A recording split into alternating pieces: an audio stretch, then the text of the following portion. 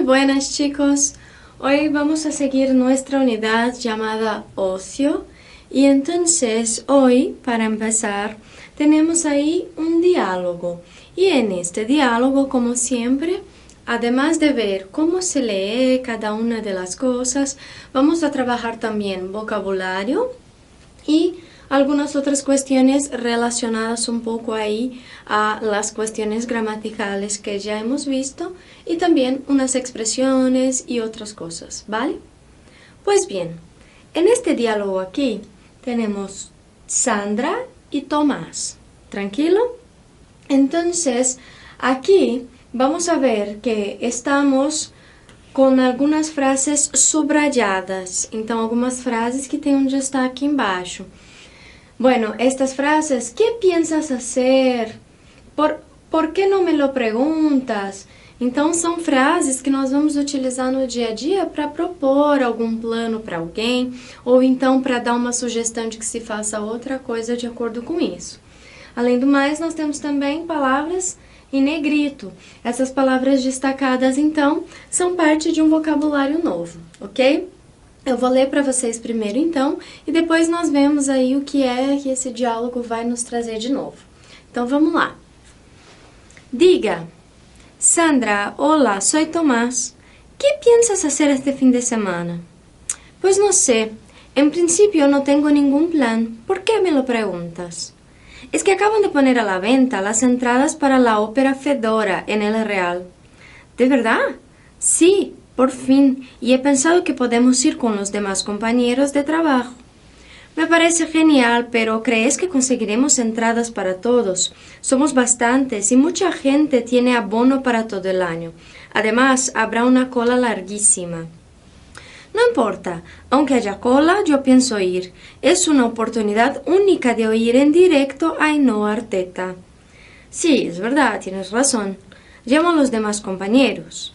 No te hace falta. Voy a llamar yo a unos cuantos y en cuanto me den la contestación, te llamo. Vale, ¿vamos juntos a sacar las entradas? Sí, estupendo. En cuanto sepa los que somos, tenemos que ir inmediatamente a las taquillas. ¿Y cuánto costará la entrada? Da igual, aunque sea cara, tenemos que ir.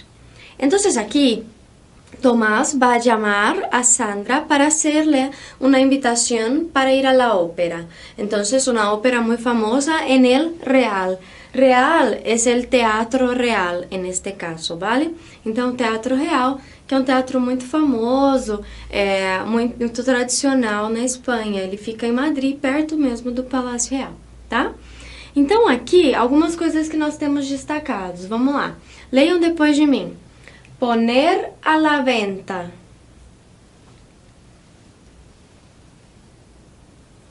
Perfeito. Então, poner a la venta é isso mesmo, é colocar à venda, ok? Então, quando começam a vender as entradas, se colocam as entradas à venda, os bilhetes, os ingressos, né? Então, aqui, entradas. Perfecto, chicos. Entradas, entonces, como en portugués, ¿verdad? Aquí, repetid, ópera. Muy bien, también igual que al portugués. Otra palabra que tenemos aquí, entonces, destacada es abono. Repetid, abono. Muy bien. O abono, nesse caso aqui, nós estamos falando de... é uma espécie de compra que você vai fazer para algumas questões culturais lá na Espanha, e daí você vai pagar uma mensalidade e você tem direito a frequentar esses espaços culturais, tá? Você tem também, por exemplo, um abono para os parques de atrações, então para os parques de diversão, no verão você consegue comprar, é um cartão, tá? É um cartão que você vai comprar e pagar por mês, ou então você paga todo de uma vez, um valor fechado. Isso vai depender muito do setor, se é turismo, se é cultura, enfim. E aí, dependendo do valor que você paga, você tem direito a usufruir de alguns lugares, de algumas apresentações, tá? Então, esse é o abono nesse caso. Depois aqui, oportunidade única. Perfeito. Então, como em português também nós dizemos, isso é uma oportunidade única, ok? De fazer algo. Nesse caso, de ver aqui, então, uma grande cantora lírica, né? Que é Ainhoa Arteta, ok? E outra palavra aqui, repetir, en directo. Perfecto, chicos. Quando hablamos en directo, é ao vivo, então, ok? Después, aqui, llamo a... Perfecto. Cuando decimos llamar a alguien en español, hay que acordarse que hablamos de telefonear, ¿vale? Entonces aquí solamente un repaso. Então, lembrando só que llamar a alguien en español é ligar para alguém, não é? Lembra que o verbo ligar significa em espanhol flertar, paquerar, então nós não usamos para isso, tá? E o verbo telefonear não é tão utilizado, tá? Embora ele exista, então nós usamos mais o llamar a, ok? Depois aqui outros destaques, repetir, no te hace falta. Perfecto, chicos. Cuando decimos para alguien que no hace falta, es lo mismo que decir que no es necesario. Então, não precisa, não é necessário. Então, nós usamos o hacer falta. Quando precisa, a gente usa hace falta. Quando não precisa, é só colocar o no, o negativo na frente, ok? Bueno, después ahí tenemos el sacar las entradas. Repetir. Perfeito. Quando falamos sobre sacar, sacar em espanhol é tirar, retirar. Então, aqui, retirar as entradas, ok? E depois, aqui por último, temos, repetir comigo, taquillas. Perfeito, chicos. Taquilla, então, é a bilheteria, tudo bem? Então, shows, teatros, enfim, tudo que tem uma bilheteria em espanhol é uma taquilla. ¿Vale? Perfecto, chicos. Entonces, a partir de este diálogo, vemos también cómo es hacer planes, como teníamos allí las frases subrayadas. Então, nós tínhamos as frases ali que tinham um destaque e elas falam justamente sobre fazer planos. Quando você convida alguém a fazer algo, em algum momento mais adiante, é fazer um plano, certo? Então, geralmente, nós usamos aí o que e o verbo hacer para fazer esse plano. Entre o verbo hacer e o que, geralmente tem outro verbo. Nesse caso aqui é o pensar. Que piensas hacer? Então, o que você pensa em fazer? Ou então eu posso perguntar de uma outra forma. Que quieres hacer? Ou que tienes que hacer? Tá? Então, aqui, o importante é vocês lembrarem que o verbo hacer e o que, eles vão trazer muito essa carga de planos que nós vamos fazer. Mas aí a forma de perguntar pode trazer vários outros verbos juntos, tá? Então, nesse caso, que piensas hacer este fim de semana? E a resposta, no tengo ningún plan, me gustaría descansar. Então, plan é plano em espanhol, ¿ok? ¿Sí? Pues bien, entonces vimos en el diálogo dos personas hablando sobre el plan de ir a una ópera, ¿verdad? Aquí entonces, para practicar un poco más este vocabulario cultural, vamos a trabajar aquí con un ejercicio. El ejercicio pide que vosotros completéis con las siguientes palabras. Son palabras que tienen relación con teatros, con cine, ¿vale? Vamos a repetir estas palabras. Repetid conmigo. Telón. Perfecto, chicos. Telón, ainda que pareça telão em português, não é isso, tá? Telón em espanhol é cortina, ok? Não cortina de casa, cortina do teatro, cortina do cinema, que seja, mas aquilo ali que nós chamamos cortina é telón, ok? A tela nós chamamos pantalla. Deixa eu escrever aqui para vocês, ó. Pantalla. É assim que se escreve. Então, la pantalla é a tela. E a cortina, Quando se fecham as cortinas no teatro, se cierran los telones, ¿está bien? Después, repetid conmigo, entrada. Muy bien, ya hemos visto que como en portugués. Escenario.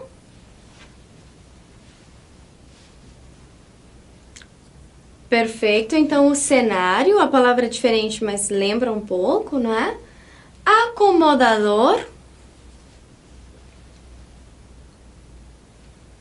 Perfeito, entonces la persona que acomoda a las outras en el cine, en el teatro, então aquela pessoa que ajuda na recepção ali a te acomodar, dizer, olha, seu assento é o número tal, seu assento fica ali, é o acomodador. Repetir, taquilla. Já hemos visto que é a bilheteria, não é? E orquestra. Como en portugués también, ¿verdad? Así que podéis dar al pause y hacer este ejercicio y ahora volvemos para corregirlo, ¿está bien? Vamos a ver. Muy bien, chicos, entonces ahora corregimos el ejercicio. Tenemos aquí la letra A, lo correcto sería el acomodador. Entonces aquí, para leer, vamos a ver. La sala del cine estaba tan oscura que solo pudimos sentarnos con la ayuda del acomodador. ¿Tranquilo? La letra B, entonces tenemos aquí orquestra. Entonces, mi primo Fermín toca el violín en la Orquesta Sinfónica de Venezuela. ¿Tranquilo? La letra C, la respuesta correcta era escenario. Entonces, la hora de teatro la seguimos muy bien porque estábamos muy cerca del escenario. ¿Está bien? La letra D tenemos aquí entrada. Entonces, la entrada al Palacio de la Música era muy cara, pero mi madre me invitó. Se você traduzir ao pé da letra, você fala, mas minha mãe me convidou. Então, nós temos que lembrar que por uma questão cultural, na Espanha, quando a gente fala que alguém me convidou a fazer algo, quer dizer que essa pessoa realmente fez o convite, mas ela também iria pagar. Então, quando vocês chamam alguém para tomar um café, por exemplo, vocês falam assim, vamos a tomar um café, te invito. Ou seja, te convido, quer dizer, olha, eu pago para você. Tá? Então, tomem cuidado com essa questão. Después, la letra E, entonces, tenemos aí telón, que como nós vimos é cortina, né? São as cortinas. Então, quando caiu o telón, o público aplaudiu durante 10 minutos. Então, ou seja, quando acabou aí a peça ou a orquestra que seja, e as cortinas fecharam, o público aplaudiu durante 10 minutos. E la letra F, entonces aqui nos queda ou nos sobra taquilla. Aunque la taquilla del auditorio no abre hasta las 5 de la tarde, nosotros nos fuimos media hora antes para no tener que hacer mucha cola. Então, para não ter que fazer muita fila. A palavra cola em espanhol significa fila, ¿ok? ¿Sí? Perfecto, chicos. Entonces aquí trabajamos un poco el vocabulario. Para expresar impedimentos de realizar una acción, entonces, utilizamos algunas palabras e uma palavrinha específica. Uma palavra que aparece bastante quando nós vamos falar de algum impedimento é a palavra aunque. Aunque, em espanhol, significa, em português, perdão, é como se fosse um ainda que, mesmo que, ok?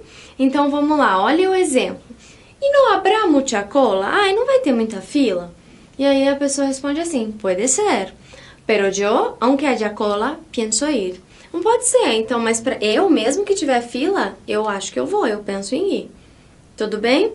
Então, assim, ele vai tratar, então, você vai ter um impedimento para realizar essa ação, mas mesmo que haja esse impedimento, você quer fazer, ok? E aqui outro exemplo, e se as entradas são muito caras? Aunque sean caras, tenemos que ir. Uma coisa interessante aqui é vocês pensarem o seguinte, Depois de nós utilizarmos o aunque, vocês veem aqui que os verbos estão naquele modo subjuntivo que nós aprendemos. Lembra que todo o tempo verbal, presente, passado, futuro, nós trabalhamos lá no nível inicial o modo indicativo. E aí, nessa etapa do intermediário, nós começamos a ver o modo subjuntivo, que é aquele modo do irreal ou do que não é tão concreto. Lembra? Então, aqui, depois do aunque, depois do mesmo que, do assim que, nós vamos utilizar sempre o verbo no modo subjuntivo. Em português também, tá? Se eu traduzisse isso aqui, eu diria assim, pode ser, mas mesmo que haja fila, então eu não falo mesmo que há fila no presente indicativo, eu falo mesmo que haja. Então, em espanhol, eu também uso assim, tá? Essa forma de utilizar, então, é próxima. Vamos lá, depois aqui, mesmo que sejam caras. Eu não falo mesmo que são caras, eu falo mesmo que sejam caras. Aqui também, aunque sean caras, ok? Então, lembrem-se que aqui, depois do aunque, nós outras utilizamos o modo subjuntivo. Ok? Que aqui é o sean e também o haya. ¿Vale? ¿Sí?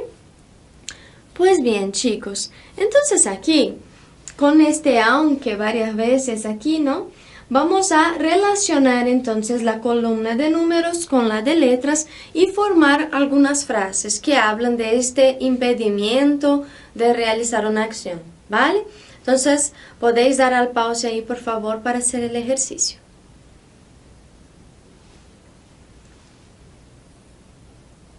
Muy bien, chicos. Vamos entonces ahora a corregir.